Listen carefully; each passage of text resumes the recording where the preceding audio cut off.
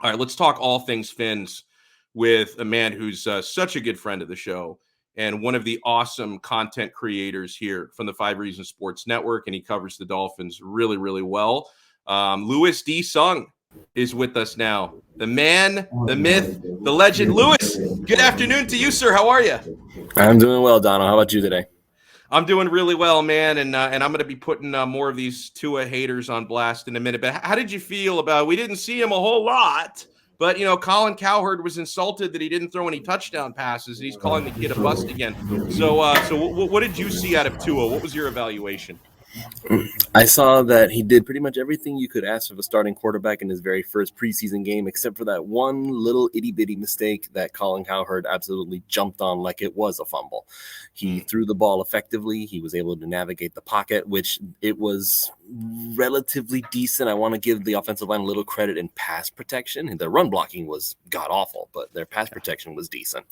But as far as what Tua did just as him, he did everything that I would have expected out of a second-year quarterback. He looked much more comfortable. He was able to find his targets. He was able to do everything that I wanted to see from him. And if anybody's picking on him because he threw that one interception in the end zone, I mean, I get it. It was disappointing. I didn't like it. But am I gonna negate everything that he did well up to that point? No, because that would not be fair. But you know how it goes with stat watchers. They see that 57 QB rating. Oh, he threw an interception instead of throwing a touchdown. First of all, it's preseason. I don't particularly care. It's not that big a deal. Whatever. Yeah, I would have been more concerned if he wasn't moving the ball. I mean, because he made a couple of big time throws on third down, moved the chains a handful of times. Maybe I set the bar way too low for preseason game number one, but honestly, those are the primary things I look for in the first preseason game. Like I would have been a lot more concerned if he was on the field for three and outs and looking like a deer in the headlights. Because the other thing, Lewis, I thought Tua showed some poise in the pocket when he did have to move around and evade pressure. I thought he looked very comfortable there. He looked very comfortable. And again, this is what I was saying, is that he looks like a quarterback that knows what he's doing now. It looks like a quarterback that has had time to get associated with a new offense, an offense built specifically for him and his teammates, Right. by the way. That makes a huge amount of difference because we cannot forget that the offense that was there last year was the Chan Gailey offense built for Ryan Fitzpatrick. It wasn't built for Tua. And we hear all this stuff about how Fitzpatrick was shocked that they were going to Tua. I guess if the offense was built for him, I'd be kind of shocked too that they were going to go to someone else. It's like, hey, this is my offense. Why are you going to another guy? But I digress. Is neither here nor there at this point. As far as evaluating Tua specifically, he did everything that I could have asked for except for reading Shaheen quicker. If he'd done that, it would have been a touchdown. It would have been easy, but he reacted too late. But that comes with time. Now, a guy who's really taken a beating in the post-game analysis is Austin Jackson. How bad did you think he was? I'm actually getting ready to write an article about it. I can't say that he did very much well, man. I really can't. Didn't. Like, you look at every single snap that he took almost, it was like he was falling backwards, missing his guy. And the one thing that he really did well last season was, and this is what he was known for, as Alfredo Atiaga has alluded to several times, is speed rushing. Like, you would think that that's the one thing he would get right, but even that he couldn't seem to do well. So I don't know if it's a physical thing, if maybe he's still injured or something along those lines, or if it's all up in his head. Like, he kind of has the offensive tackle yips, so to speak, a la Matt Skura. I don't know what his issue is, but he needs to fix it quick. Otherwise, we might have some problems this upcoming season. Wow.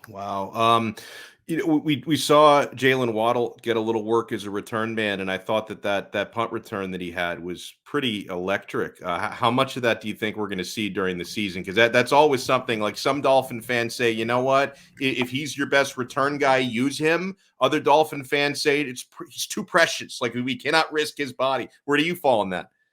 I'm in the he's too precious, don't risk his body camp. I've been on the record saying that if you're going to have Jalen Waddle be a kick returner or a punt returner, it's because Jakeem Grant did not make the roster. If Grant does make the roster, which I don't see any reason as of yet as to why he wouldn't, because I know how everybody says, oh, well, in games he doesn't do what he's supposed to do, even though he looks really great in practice. Okay, but he looks really great in practice. How do you justify cutting somebody if he's balling out in practice, he has this connection with Tua, and then you cut him because you don't like that he dropped the pass last year. I mean, if you want to talk about people dropping passes, again, I think I alluded to this last time, is people that remember Jakeem's drops, but Preston Williams gets a free pass because everybody remembers he's been dropping a lot of passes too, but he's big, he's tall, he's fast, he's tough, he's all these things. Okay, and he drops passes. You can't harp on Jakeem Grant dropping passes if you're not going to give Preston Williams the same criticism. So if I'm the Miami Dolphins, I'm still saying that if Grant's going to make the roster, he needs to be the returner because, again, don't overlook it. Grant had some couple returns too, and I was looking at it, it's like they're the same player. In returns, they're the same player. They're just as electric. Just as you saw Grant, he almost broke free for a touchdown if you noticed. So if he had just squeezed by like one more guy, he would have been gone. So, by the way, I like this latest comment from Mike Lowry, who brings up a name that I did want to ask you about, Mac Hollins. He is the wide receiver, writes Mike, who spent the most time in the offseason doing field work with Tua, and it's paying off. I'm so impressed with that guy. I mean, I will admit I gave him a little bit of slander just because it's Mac Hollins. Like I remember last year, Lewis, I was doing shows on Onside Radio, and Tito Banach was producing with me at the time. And we used to refer to like Hollins and Lynn Bowden as Geek Squad employees who were like playing football part-time with the Dolphins. But Hollins looks like the real deal, man. I mean, where do you think he's going to fit in with this receiving core? Because obviously the Dolphins on paper have a lot of depth there.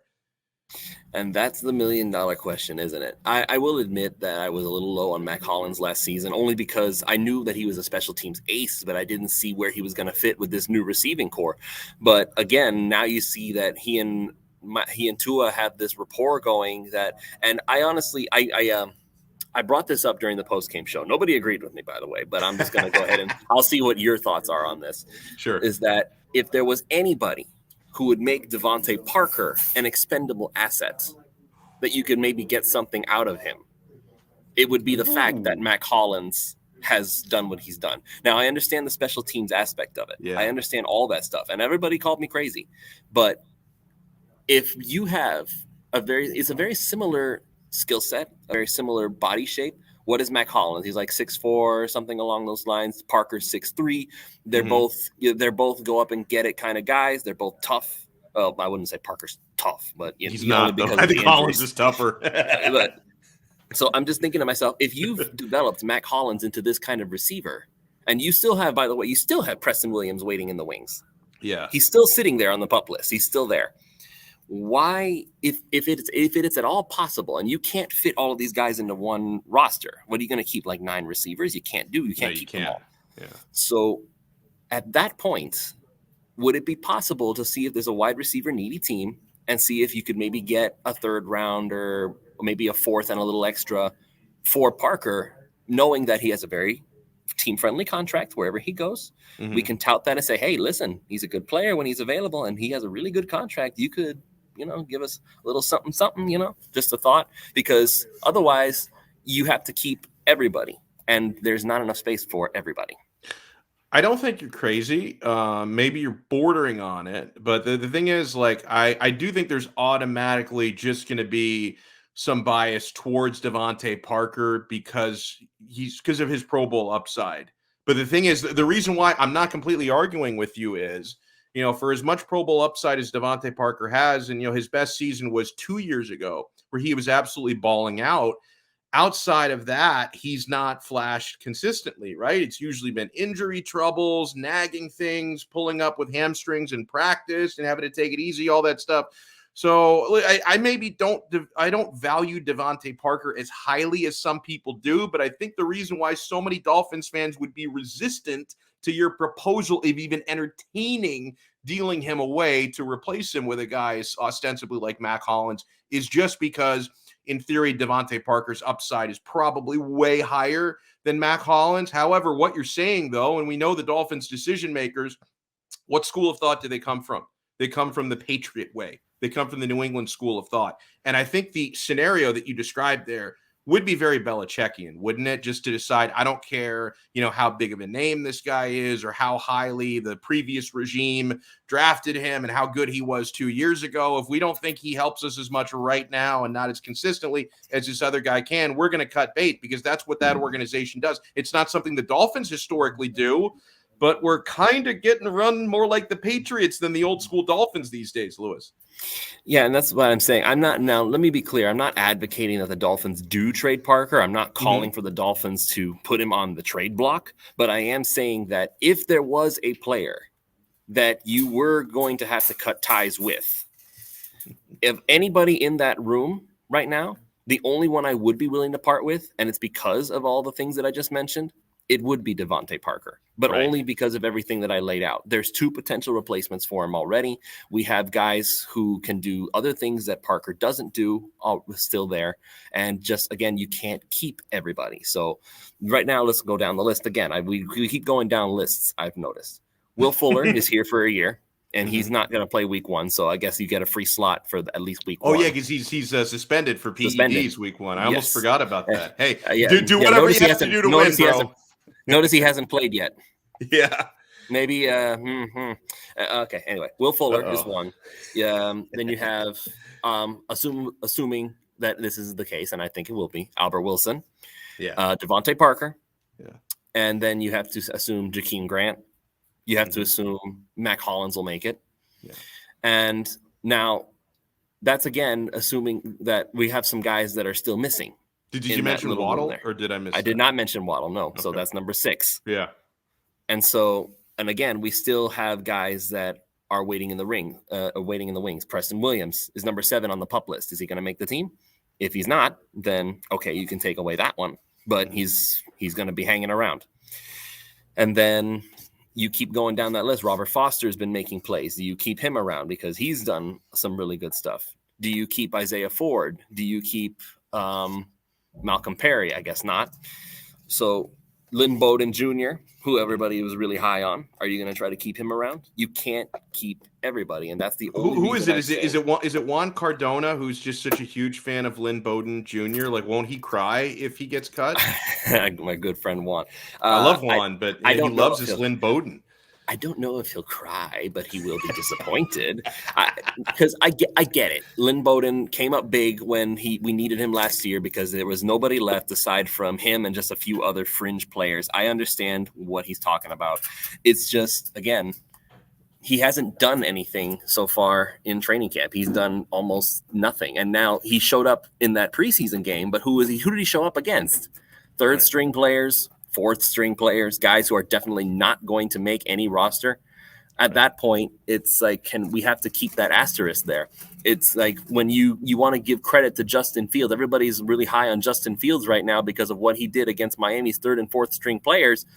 They're third and fourth string players. Now, if you had done this against the starting unit, which, by the way, did not consist of Xavier Howard and Byron Jones, then I would be saying, oh, well, okay, now we don't really have an argument to make. Justin Fields did a great job.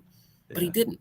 When Justin Fields came out the first time, he went 3 and outs in a row. They didn't get their first down until 27 seconds left in the first half. Am I supposed to be impressed by that?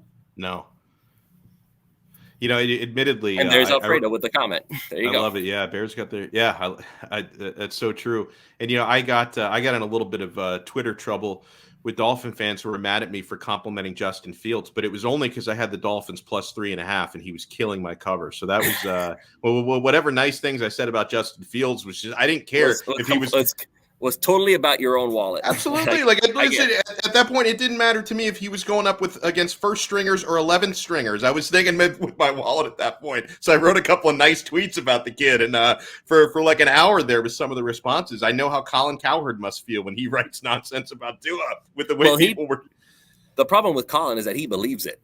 With us, it's more like we're trying to have a sense of humor and folks aren't letting us have one. That's a good point. That's a great point. Well, Lewis, I appreciate you, sir. So Miami's next preseason game will be against the Atlanta Falcons. What would you like to see in preseason game 2? Would you like to see everybody play a little bit more, or, the starters around the same time we saw them the other day? What do you think?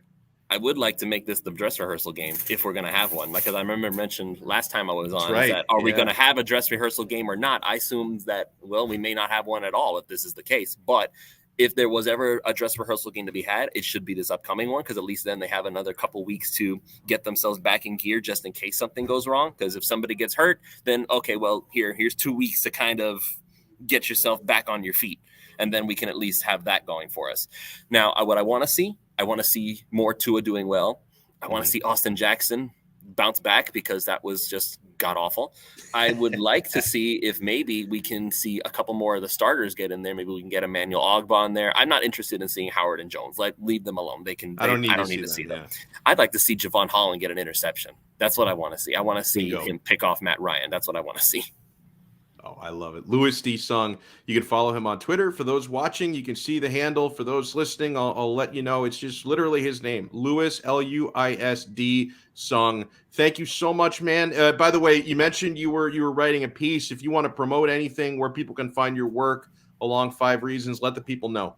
Well, you can always find me and more on 5 Reasons Sports Network, and you can find it at 5reasonsports.com. I do have another show that I'm doing. I'm going to try to do at least once a week. It's at Pulse of Fins Nation, where I basically take the comments of Dolphins Nation, so to speak, everybody on Twitter, everybody in live chats.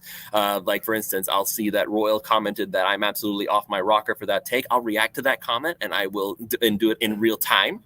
See, my thing is, I like a little crazy. And if I was gonna like show everybody all my ex-girlfriends, you would understand. I like a little crazy. So I didn't think your take was that off the wall, man. I've heard worse. Well, Royal apparently thinks that that's the craziest thing. Listen, man, you don't know me. I've had a lot of crazier takes than that, for real. Well said, Louis. I appreciate the time, man. We'll talk to you again soon. All right, pleasure to be on.